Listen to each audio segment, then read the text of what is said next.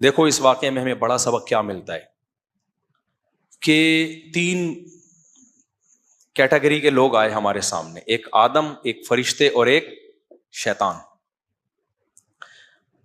یعنی جن۔ فرشتے سے کیا ہوا؟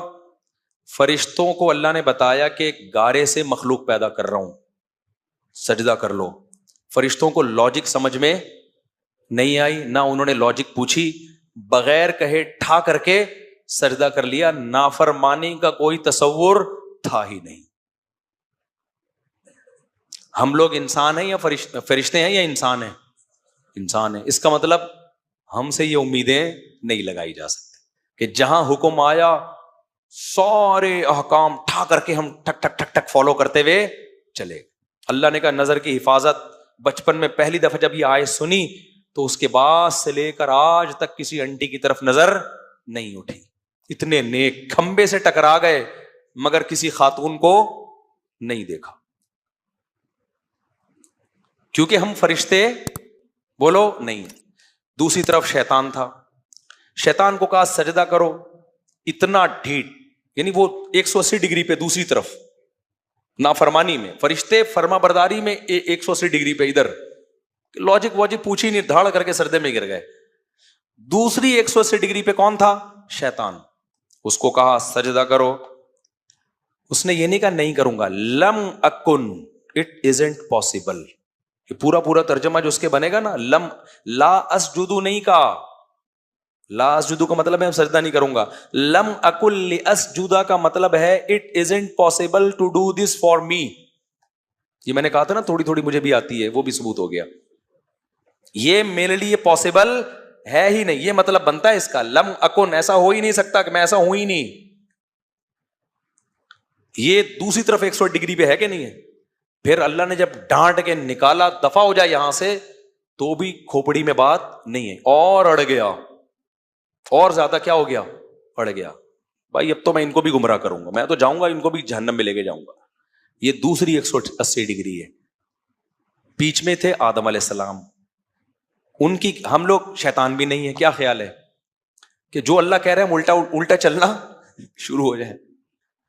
ہر کام الٹا بھی نہیں کر رہے ہیں نا ہم لوگ، کیا خیال ہے بھائی؟ کچھ سیدھا بھی کر رہے ہیں، کچھ الٹا بھی کر رہے ہیں۔ تیسرے ہیں آدم علیہ السلام جو ہمارے والد ہیں، ان کی نیچر کیا تھی؟ ان سے اللہ نے کہا کہ اے آدم یہ تیرے لیے جنت ہے، لا تقربا ہذہ الشجرہ، اس درخت کے قریب مت جانا، فتکونا من الظالمین، آپ ظالمین میں سے ہو جاؤ گے۔ شیطان نے آ کے ورغلانا شروع کیا، مزین کیا اس درخت کو، اتنا اٹریکٹیو درخت، اتنا خوبصورت، کچھ تو وجہ ہوگی جو اللہ نے روکا ہے، بلا وجہ تو اللہ بھی نہیں روکتا نا۔ اصل میں اس لیے روکا ہوا ہے، یہ واحد درخت ہے جسے کھاؤ گے تو موت ختم ہو جائے گی، ہمیشہ جنت میں ہی رہو گے۔ تو اتنی خوبصورت ہم جب بحیرہ ڈاؤن سے اتنا متاثر ہوتے ہیں تو آدم علیہ السلام جنت سے کتنا متاثر ہوئے ہوں گے؟ کیا خیال ہے؟ تو ڈر تو لگا ہوگا نا اللہ جنت سے نکال نہ دے۔ شیطان نے کہا اللہ نے جو کہا ہے نا یہ درخت نہیں کھانا، اصل میں ایکچولی یہ کہا ہی اس لیے ہے کہ یہ کھاؤ گے تو نکلنے کا آپشن ختم۔ تو اللہ میاں نے پہلے سے ہی کہا کہ بھئی یہ آپشن ختم نہیں کرنا ان کے لیے۔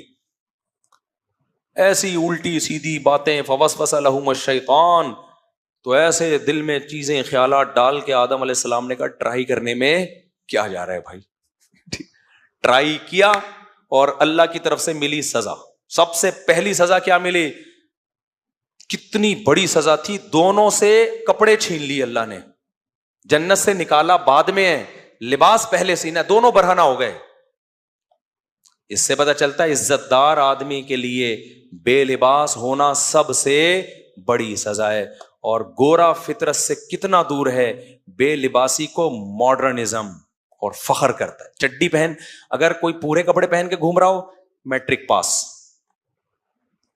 اگر گھٹنے سے نیچے نیکر پہنچ کے گھوم رہا ہو اس کا مطلب تھوڑا سا بزنس کرتا ہے، ماڈرن فیملی ہے بھائی۔ چڈی پہن کے گھوم رہا ہو بھائی یہ ایجوکیٹڈ لوگ ہیں، یہ ہماری طرح چھچورے نہیں ہیں، بیکورڈ لوگ نہیں ہیں۔ پورے کپڑے پہن کے گرمیوں میں بھی کیا کریں؟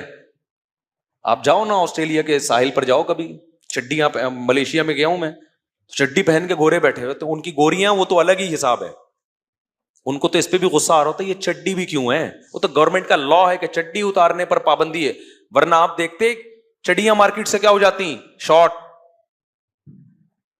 یہ گدھا پن ہے, ہم فطرت سے دور ہو گئے ہیں.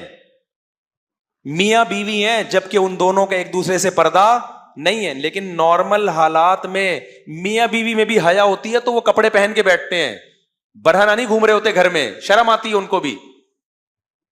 تو جب میاں بیوی ایک دوسرے سے اللہ نے لباس چھینا, اور قرآن کہہ رہا ہے اتنا آدم علیہ السلام اور اما ہوا ڈسٹرب ہوئے ہیں, تفقا یخصفان علیہما من ورق الجنہ, درخت کے پتے توڑ توڑ کے اپنے اوپر ڈال رہے ہیں, حالانکہ دیکھنے والا کوئی نامحرم نہیں ہے. اما ہوا کو آدم سے شرم آ رہی ہے, اور حضرت آدم کو کس سے شرم آ رہی ہے؟ اما ہوا سے. تو اللہ نے بتایا کہ حیا میں انسان ایکسٹریم لیول پہ پہنچا ہوا ہونا چاہیے. بے لباسی یہ انسانیت نہیں ہے.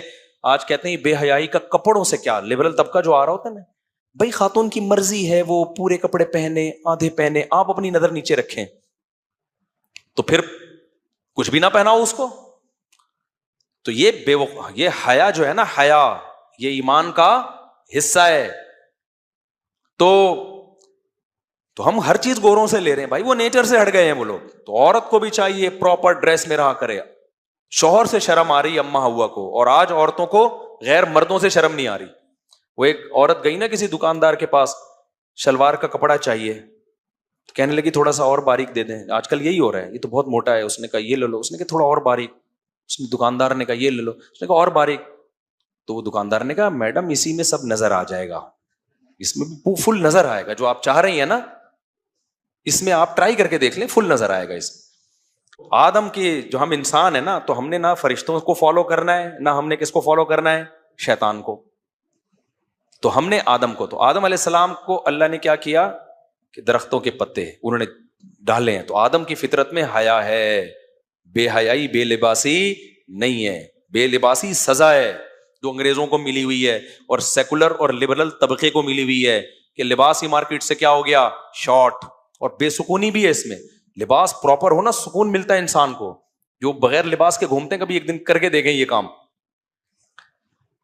تو دوسرا غلطی ہو گئی آدم علیہ السلام سے. اس سے پتہ چلتا ہے بھائی ہم تو نہ فرشتوں کی اولاد ہیں نہ شیطان کی اولاد ہیں. پٹیاں پڑھا کے شیطان ہم سے بھی غلطی بولو کروا سکتے, تو ہم سے بھی ہوگی. ایسا نہیں ہو سکتا کہ جب سے ہم نے آیت سنی کہ کسی آنٹی کو دیکھنا نہیں ہے تو کبھی آج تک کسی نے دیکھا ہی نہ ہو, کھمبوں سے ٹکرا گیا ہو, گاڑی کے ٹرک کے نیچے آ گیا ہو, بھائی ادھر نہیں دیکھنا منہ کر کے. ہو جاتی ہے انسان سے غلطی. تو آدم سے بھی غلطی ہو گئی, اس پہ سزا بھی ملی. لیکن جیسے ہی آدم کو پتا چلا کہ مجھ سے غلطی ہوئی اور اللہ ناراض ہوا, تو فوراً آدم اور حوا نے مل کے دعا مانگی, ربنا ظلمنا انفسنا, اے اللہ ہم نے اپنی جانوں پہ ظلم کیا, وَإِن لَّمْ تَغْفِرْ لَنَا وَتَرْحَمْنَا, اکڑتے نہیں ہیں ہم اس ظلم پہ, تو نے معاف نہ کیا رحم نہ کیا, ہم برباد ہو جائیں گے, لَنَكُونَنَّ مِنَ الْخَاسِرِينَ. تو اس سے پتہ چلتا ہے بھائی غلطی فرشتوں سے تو غلطی نہیں ہوئی, شیطان سے ہوئی اکڑا رہا, آدم سے ہوئی اکڑے نہیں. یہ بیچ کا راستہ ہے. سمجھ میں آ رہی ہے بات؟ تو یہ نہیں ہو سکتا کہ مجھ سے اور آپ سے کبھی زندگی میں کوئی غلطی ہی نہ ہو. بچنے کی کوشش کرنا یہ آدم کی سنت ہے. اگر ہو جائے تو پھر توبہ کرنا یہ بھی کس کی سنت ہے؟ آدم کی سنت. تو کوشش کریں بچنے کی, ہو جائے تو توبہ میں تاخیر مت کریں. اب چونکہ ہم آدم جیسے پیغمبر تو ہیں نہیں, آدم سے تو ایک دفعہ ہوئی, اس کے بعد پکی ڈھکی توبہ.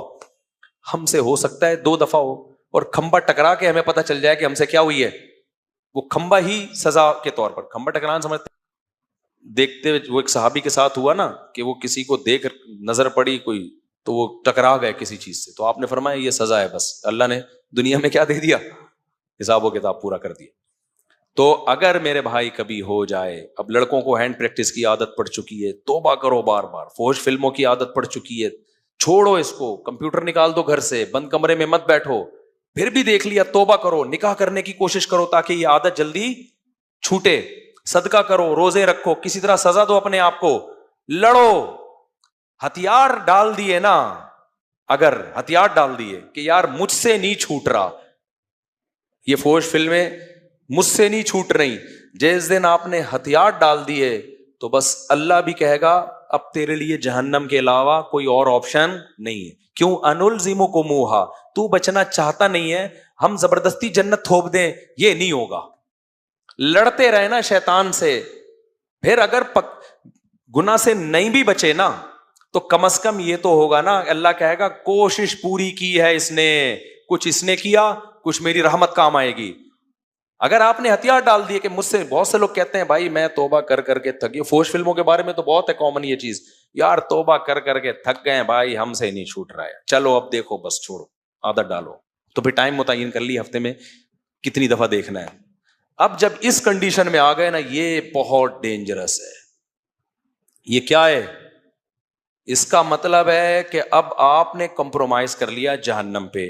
تو جب آپ نے کر لیا ہے پھر اللہ کو کوئی شوق نہیں ہے کہ وہ آپ کو جہنم سے نکالے، وہ بچائے جہنم سے، نہ اللہ اسی کے لیے جو کوشش میں لگا وہ. تو اس لیے 100 بار اگر توبہ ٹوٹی ہے، 100 بار کیا کرو؟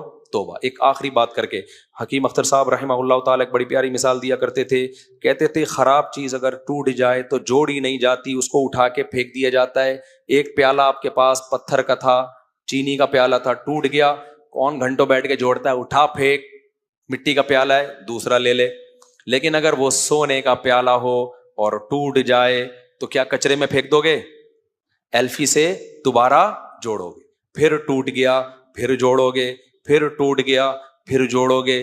فرماتے تھے اللہ سے تعلق یہ سونے کے پیالے سے زیادہ قیمتی چیز ہے. یہ ٹوٹتی ہے گناہ سے، جڑتی ہے توبہ کی ایلفی سے. اور فرماتے تھے یہ ایلفی الفت سے نکلا ہے. سمجھ رہے ہیں نا؟ یہ ایلفی کہاں سے نکلا ہے؟ الفت.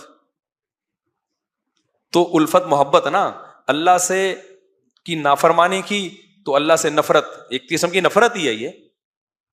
تو الفت کیسے ہوگی؟ توبہ سے. تو وہ توبہ کی الفی سے یہ تعلق کیا ہوگا؟ دوبارہ جوڑا جائے گا. تو اللہ سے تعلق گناہ کر کر کے بار بار ٹوٹ رہا ہے، تو یہ تعلق اگر کم درجے کی چیز ہے، کچرے میں پھینکنے کی چیز ہے تو پھینک دو. لیکن اگر بہت قیمتی چیز ہے تو بھائی قیمتی چیز 100 دفعہ ٹوٹتی ہے تو 100 دفعہ اس کو جوڑا جاتا ہے. تو توبہ کی الفی سے اللہ کے تعلق کو بار بار جوڑا جائے. یہ آدم علیہ السلام کے واقعے سے ہمیں ملتا ہے. اللہ تعالیٰ سمجھنے کی عمل کی توفیق